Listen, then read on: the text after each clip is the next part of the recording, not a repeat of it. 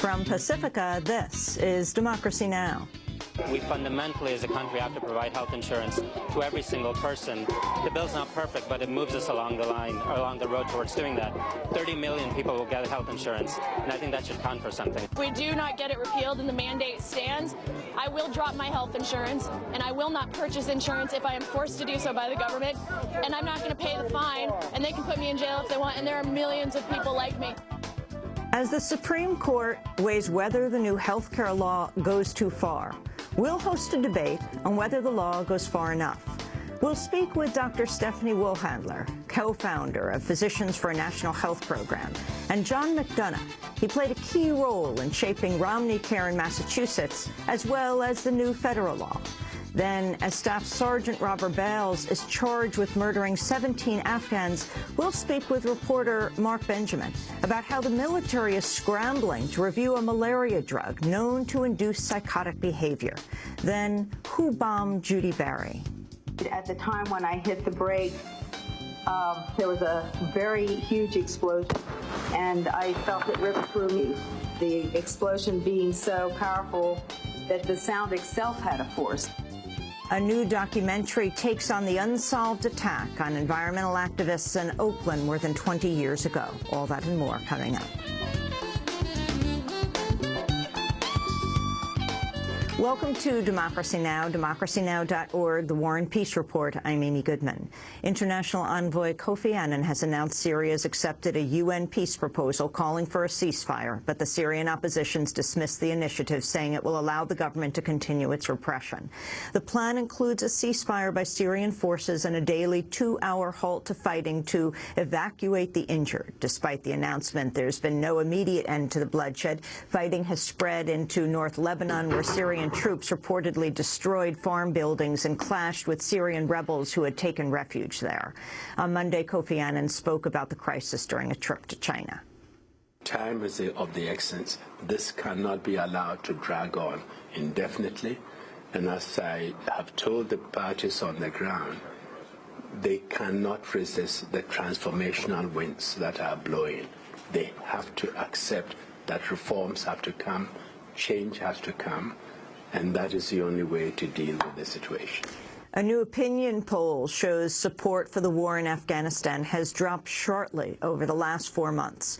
According to the latest New York Times CBS News poll, 69% of respondents thought the United States should not be at war in Afghanistan. The poll found 68% of people thought the fighting is going somewhat badly or very badly, compared with 42% just 4 months ago. On Monday, a U.S. soldier was killed by a local Afghan police officer, and 2 British troops were shot dead by an Afghan soldier. General John Allen, the commander of NATO forces in Afghanistan, said such killings will likely continue. We experienced these in Iraq, we experienced them in Vietnam, and on any occasion where you're dealing with an insurgency and where you're also growing an indigenous force, which ultimately will be the principal opposition to that insurgency, the enemy is going to do all that they can to disrupt both the counterinsurgency operations, but also disrupt the integrity of the indigenous forces that developed.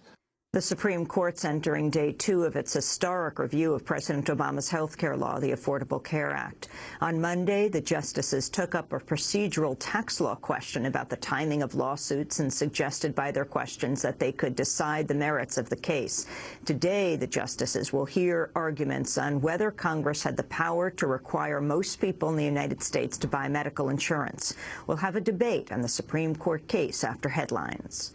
About 10,000 people marched in Sanford, Florida, Monday, calling for the arrest of George Zimmerman, the neighborhood watch volunteer who shot dead Trayvon Martin, an unarmed 17-year-old African-American, last month. The march occurred on a day filled with several developments in the case. The Orlando Sentinel's reporting Zimmerman told police he shot Martin after the teenager punched him in the nose and began beating him. The altercation occurred after a 911 dispatcher told Zimmerman not to follow the teenager, who he deemed to be suspicious. In another development, the Sentinel has revealed Martin was visiting his father's fiancée in Sanford after he'd been suspended from school in Miami because traces of marijuana were found in his book bag. Benjamin Crump is an attorney for Trayvon Martin's family. Whatever Trayvon Martin was suspended for had absolutely no bearing on what happened on the night of February 26th. We told you previously when you asked questions that he wasn't suspended for anything violent and he wasn't suspended for anything criminal. And if he and his friends experimented with marijuana, that is still completely irrelevant to George Zimmerman killing their son on the night of February 26th.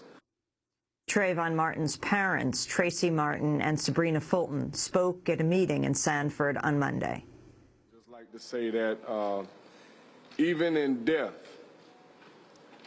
and Trayvon is gone, he will not be returning to us. Even in death, they are still disrespecting my son. And I feel that that's a shame.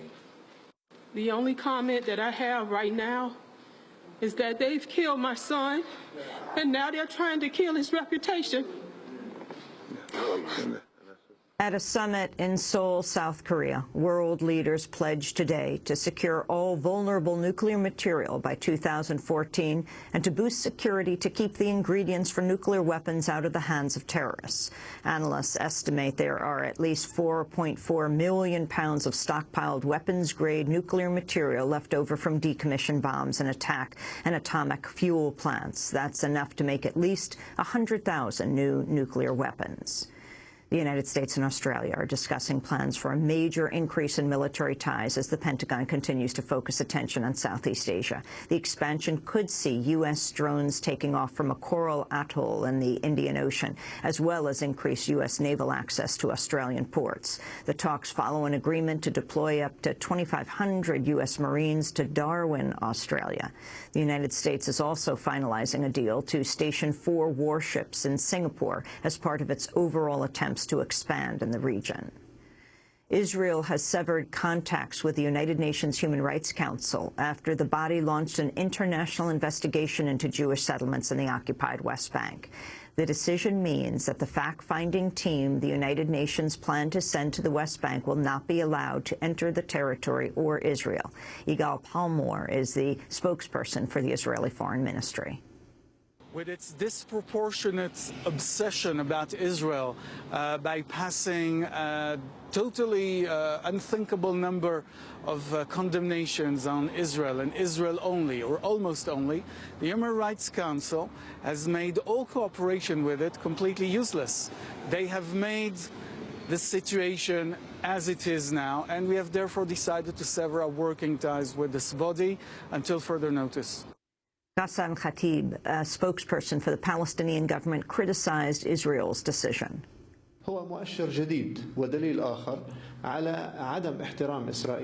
This is a new indicator and another piece of evidence that Israel does not respect international law or organizations.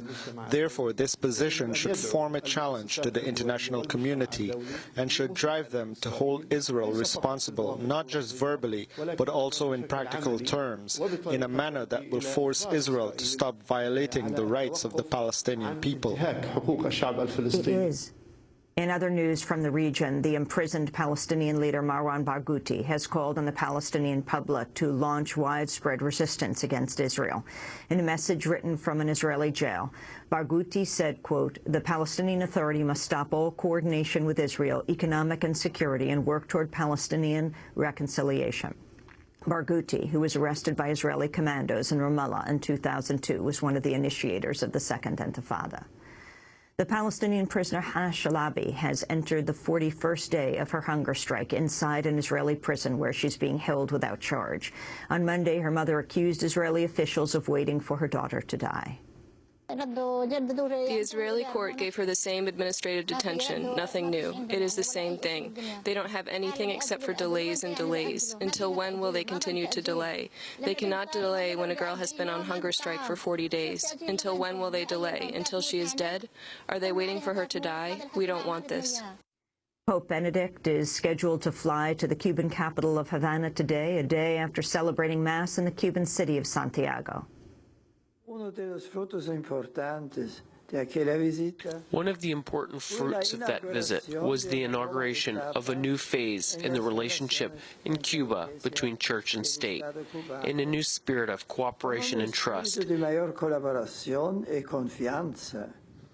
Even if many areas remain in which greater progress can and ought to be made, especially as regards the indispensable public contribution that religion is called to make in the life of society. The Pope is expected to preside over Mass in Havana Wednesday as part of the first papal visit to Cuba in 14 years. Opposition activists say dozens of dissidents were detained before the Pope's visit.